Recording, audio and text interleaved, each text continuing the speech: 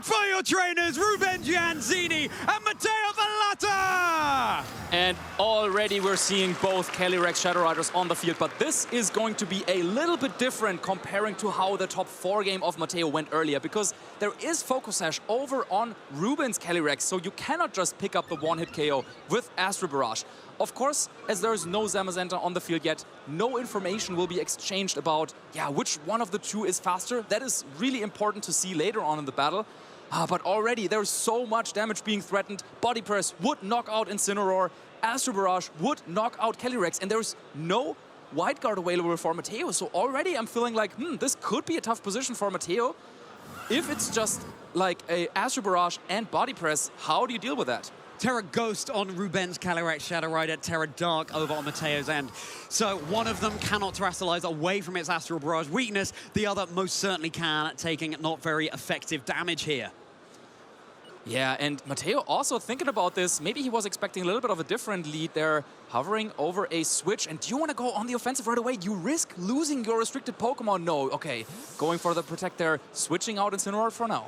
There's too much on the line. Matteo deciding to keep their one restricted Pokemon safe as another joins the field. Zamazenta is getting that defense boost. Seems like a mirror exactly over on either side between Ruben and Matteo here. Now, how is Ruben going to be responding? It's going to be the Protect as well, of course. Both of them really putting on the pressure. I will if you will, as Zamazenta attempts another Protect. So turn 1, moot.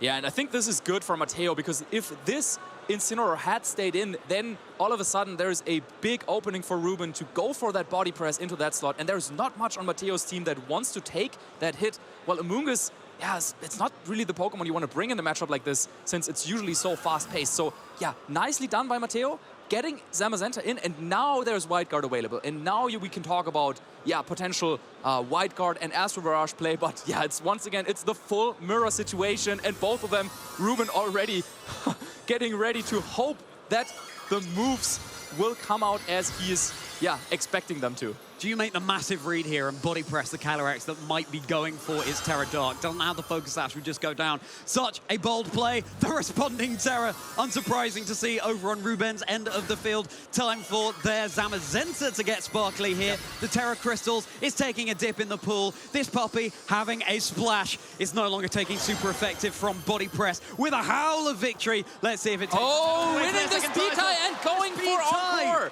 Encore, so the Calyrex is now locked into their Protect. Matteo, head in their hands. The Protect fails. It is nicely softened up for the rest of this turn. Just a heavy slam into Ruben's Calyrex. The Focus Sash well and truly broken. A super effective Body Press into Matteo's own Zamazenta. Yeah, big risk there by Ruben going for the speed tie. Well, if Calyrex moves first, then maybe next turn, well, it's locked into Astro Barrage and you can kind of White Guard play around that, but that is big. Now, one of the key differences with the items is that Ruben's Calyrex is not afraid of being knocked out in one hit because of that Focus Sash. So Ruben can actually use Terrestrialization defensively on Zamazenta to keep that a little bit safer against Body Presses, while Matteo was kind of forced into this Terra Dark because, you don't want to just lose your restricted Pokemon in one hit.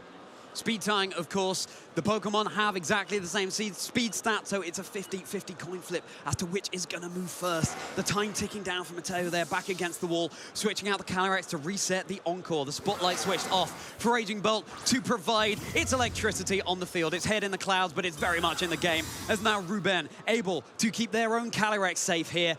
All eyes move to the Zamazentas. Heavy Slam was connecting down, would have been enough for the KO onto the Calyrex here. But now, what's Ruben's Terra Water Zamazenta going to do? Another super effective Body Press into Matteo's Zamazenta. Just that restricted Pokemon down. And this time it was enough for the knockout there. So some favorable damage rolls for Ruben. It seemed like Matteo's Zamazenta might be the faster one of the two. But Ruben really doesn't want to play too risky. Calyrex was locked into Protect, but still, Ruben didn't want to be too ambitious. So just protecting Calyrex for now, making sure that it makes it through the turn. Now also though, giving Matteo a little bit of time to reposition, as now Calyrex and Raging Bolt next to each other, both at full HP. Maybe they can, make something happen here for Ruben. So nice is that you have that priority move on Raging Bolt as long as the Calyrex is going for an attack, and that's something Ruben will have at the forefront of their mind. Maybe you don't have as safe a barrage. Yeah, and with the Terra Water on Ruben's side, that would be susceptible to an electric type attack from Raging Bolt, so A really scary position for Ruben.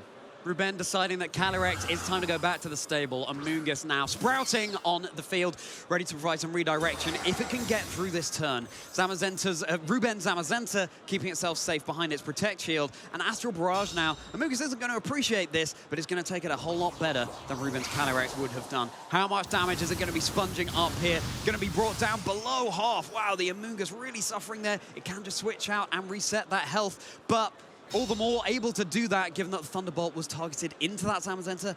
As you said, Marcus, would have been super effective damage.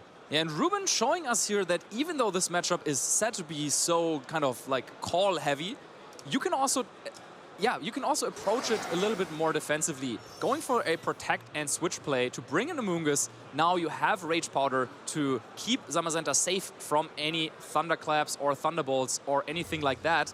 And this might allow Ruben now to get a big body press off. If you can target Calyrex, that would just knock it out. So one question would be, okay, does Matteo want to risk losing Calyrex here? Do you try and protect Calyrex maybe and use Dragon Pulse into Amoonguss, or do you kind of go one layer above and predict that? Amoonguss just going to scout out. It will be going full protect here. Able to hang around for at least one more turn. Another Astral Barrage coming out from Calyrex. Zamazenta going to be taking the full brunt of these ghosts. And they land from the skies. Zamazenta just above half of its health here. What is Raging Bolt going to be responding with? Body Press super effective now into Matteo's Calyrex. That's the other restricted Pokemon. Remove the critical hit, not mattering here. Just Incineroar and Raging Bolt versus Ruben's 4 Pokemon. Oh my goodness me. Such a dominant position for Ruben here. Thunderbolt, though, super effective into Zamazenta, removing it from the field, but don't think you mind it too much if you're Ruben here. Of course, Zamazenta would be the perfect Pokemon to have, though, in a position against Incineroar and Raging Bolt. But yeah, being forced into this Terrestrialization earlier now meant that Matteo could pick up that KO quite easily with a Thunderbolt. Amoonguss is already quite damaged, and the same can be said about Calyrex as well. So Chien-Pao is the 4th Pokemon for Ruben in this matchup. No more Terrestrialization available for either of our players, but a big round of Intimidate on Chien-Pao. Yeah, Chien-Pao won't be hitting half as hard, but its sort of ruin is reducing the defenses of everything around it. So still slightly softened up other targets on the field, threatening down this Raging Bolt with super effective damage that it cannot now terrestrialize away from. The Terror was spent on the Calyrex Shadow Rider, but Incineroar can still go for a flinch here. Yeah, you've got the Calyrex lurking in the back, pretty fine margins. And you gotta assume that Calyrex in the back there might be in range for a boosted Thunderclap. So it's not actually that straightforward, because Incineroar is looking really strong for Matteo. Yeah, Amoonguss and Chien-Pao both can't really do too much to it. Nice protect there, and yeah, Incineroar could just get a knockout here this turn.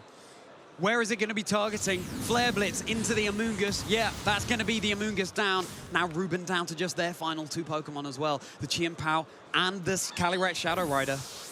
And with Assault Vest on Incineroar and with no Sacred Sword over on Chien-Pao's side, how can Ruben knock out this pesky cat? Ruben now head in their hands. The tables have turned, and Calyrex hardly on the most HP. Let's not forget that Chien-Pao for Ruben is holding the Life Orb because the Focus Sash is on the Calyrex. They're both really frail Pokemon. The same cannot be said for Incineroar and Raging Bolt. So has Matteo, after a pretty disastrous turn 1, actually been able to find their footing in this game? These turns have never been more crucial, and this next one could be the one that decides it. Ruben really frustrated here, once more wiping their brow, but it's okay.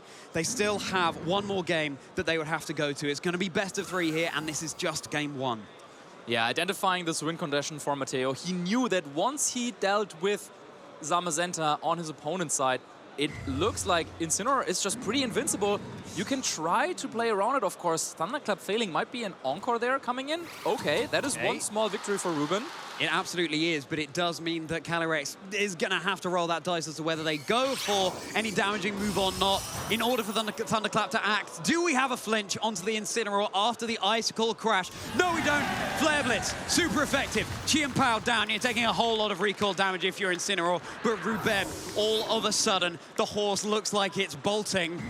Oh, and now it might come down to, yeah, is this Calyrex? Yeah, it surely should be in range of a Thunderclap at this point, because if you can get the knockout on Incineroar, and if you can take Thunderclap here, you might be able to play around the power points, but no. just locking in the forfeit, knowing the damage calculations on that one. And Matteo taking game one after, yeah, it looked quite rough there the first couple of turns, but he was able to reposition really nicely, getting Zamazenta in, and then playing around this Terra Water Zamazenta on his opponent's side. Yeah, it looks like Ruben will have to go back to the drawing board, maybe reevaluate some of the game plans that they had going into this finals, because, yeah, Incineroar just looked so strong. It really did. The crowd going absolutely wild for Matteo there. Ruben has to make sure now that they don't get tilted. We're seeing a lot of frustrated body energy coming out from Ruben here. Yep. Just got to take it one game at a time. They know they have the potential to win this grand finals and be your repeat Bologna champion. But can they find it in themselves to forgive themselves? Can they put everything to one side and just focus on the task at hand? We believe in both of these trainers. Ruben's going to have to win this next game to have a chance of taking us to a game 3. And of course, Ruben also knows that he had a decent positioning, but he just let it slip at some point. Yeah, and maybe the Terra Water on Zamazenta was a little bit too ambitious, because with Raging Bolt waiting in the back for Matteo, that was the perfect answer and allowed Matteo to knock out Zamazenta before Incineroar really hit the field. And this is what allowed Matteo then to establish this very strong positioning of Incineroar and Raging Bolt. And it didn't matter that Ruben had more Pokemon available to them, because, yeah, if you cannot knock out Incineroar, then it's just gonna run away with the game. So, yeah, Ruben might be a little bit more careful with that going into game 2. Incineroar, of course, was the Pokemon that both these trainers were holding up in their trainer images, and it was the MVP for Matteo. And it's the one that Ruben doesn't have access to in what is otherwise pretty much a mirror match, despite those 11 differences, Marcus. All right, then, they're locked in. It's time to get into game 2, trainers. Is it going to be Ruben Gianzini? Is it going to be Matteo Velata? We see you, everybody! Let's go wild for your trainers on stage, please. Let's get into our second game of the Grand Finals at the Bologna Special Championships! And this could be the final game of the weekend, the final game of the season in terms of EU Majors, and we're going into the full mirror. Zamazenta and Calyrex Shadow Rider out on the battlefield for both players. So, threats of encores, threats of astral barrages, threats of terrestrializations, threats of body presses. This is an absolutely nightmare lead. I do not envy either of the trainers in this position. Yeah, this is really hard to maneuver because, well, which Pokemon do you want to Terra? Now, over on Matteo's side, we have kind of established you definitely cannot let your opponent just get off an Astral Barrage. So you might want to go for the Terra Dark or the White Guard. But of course, going for Terra Dark, and Jamie masterfully already analyzed this very same position, going for Terra Dark, you're opening yourself up to being hit with a Body Press. Now, Ruben has the Focus Sash, so maybe Ruben can play a little bit more careless, but this turn 1 might already decide the game. It's all in the basket now, trainers. Get those eggs out of there because it's the responding terrestrialization over on Ruben's side of the field. Get your attention on the stream. Is it going to be Ruben or Matteo? Already, again, the Zamazenta going for its Terra Water. Pretty risky in the face of what could be a Raging Bolt lurking in the back. We'll just have to see if it is. Just the Protect coming out from Ruben's Calyrex. Careless is certainly not the mode of play that Ruben wants to go for as another Astral Barrage. Zamazenta is taking just as much damage from that as it would have done before. Water, no difference in the type damage calculations versus the Steel and Fighting it was. Zamazenta going to be a 3-shot there, but where did Matteo Zamazenta target? The Body Press into Ruben's zone. Zamazenta now on about a quarter of... Oh, it is Body Press into Calyrex! Into the Calyrex to terrestrialize into Dark. He called it. It was something that Matteo did in game 1. Ruben saying, I see you. I know you have Terra Dark there. If I Body Press that slot, I'm going to make that call. If that terrestrialization hadn't happened, the Body Press would have done absolutely nothing. Ruben Gianzini, with his tournament life on the line, makes the call to make the riskiest of plays here. Turn 1 in game 2.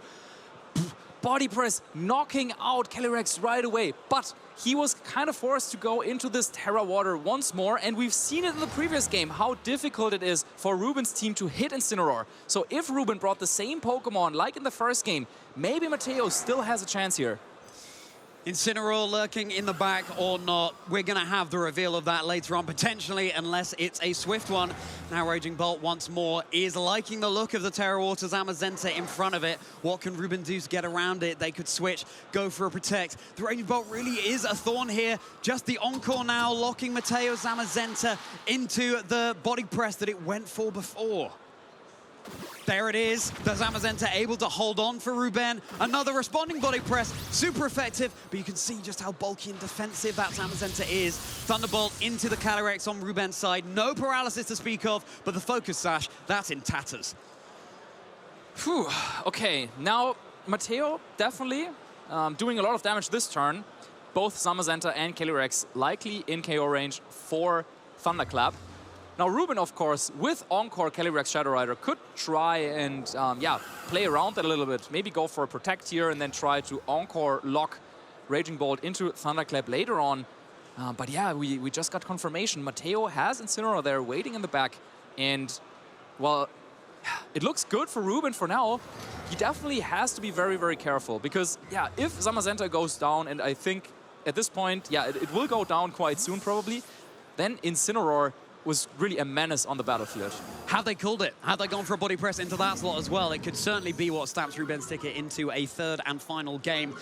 Not going to appreciate the attack drop in some ways, but of course body press uses the defense stat, the Thunderclap, yeah, enough to secure the KO onto Zamazenta. Ruben's looking a little bit defeated there, but this game is not over. The question is, though, the one that's been raging ever since the first game, how do you now deal with Matteo's Incineroar? Another Encore. This Calyrex has got its hands ready and raring to go with those claps on the field, trying to shut down Matteo's team. And if there's one move that can do this for Ruben, it could well be the Encore. And there is a switch up coming out by Ruben, this time also bringing Raging Bolt, maybe after seeing how well it did for their opponent in this previous game.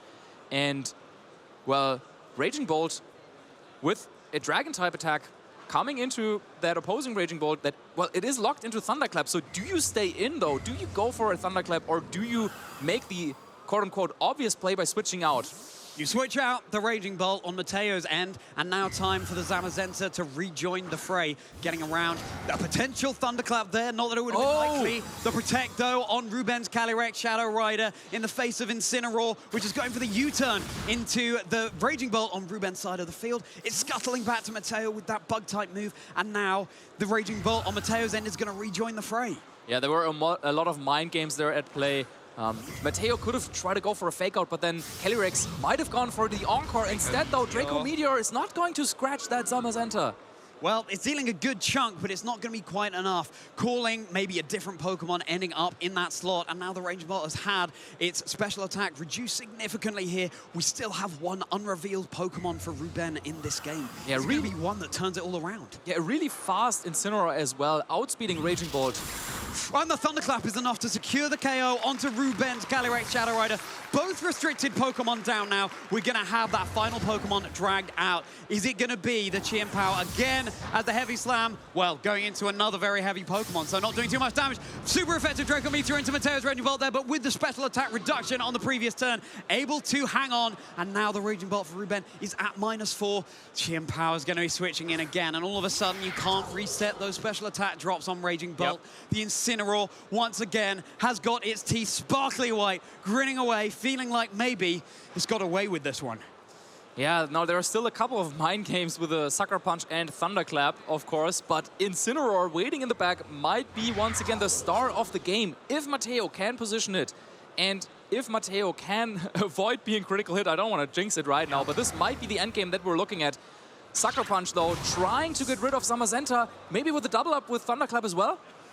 Sucker Punch doesn't do it. The Thunderclap, no. It was targeting into potential. Well, we don't know which target. Yeah, we don't know which was moving. Thunderclap now. And it's enough. On Ruben's side, able to secure the KO onto the Zamazenta. So Matteo's Thunderclap was failing in the face of both the priority moves coming out from Ruben. And now the Incineroar, not only is it going to be hard to remove, it's going to be reducing the attack stat of Ruben's Chien-Pao. Cat versus cat. Dragon versus dragon. Yeah, once again, Ruben with a very risky call there, but getting it right. Now it's down to a 2v2 and no restricted Pokemon on the field whatsoever. We're just back a couple regulations ago, but now the question is, how do you deal with Incineroar? I mean, yeah, a critical hit that I mentioned earlier, that would be one way. I feel like this turn, though, just to avoid the fake out, you probably want to go for a couple of protects. Certainly give Ruben a little bit of wiggle room. Both of their Pokemon have access to that. You may as well, but no, just going for the read. The fake out, Chien-Pao not going to be able to move this turn. Responding Dragon Pulse, super effective into Ruben's own, and that's going to be enough. to secure the KO here. Not even a critical hit needed. It's not the most heavy dealing damage of moves, and yet it was enough. Chien Pao is left alone. Ruben is looking like the towel's been thrown in. Are we going to have the luxury of being able to see? No, it looks like the headset's coming off. The battle is forfeited. We have a new Bologna champion. Give it up for Matteo Velata!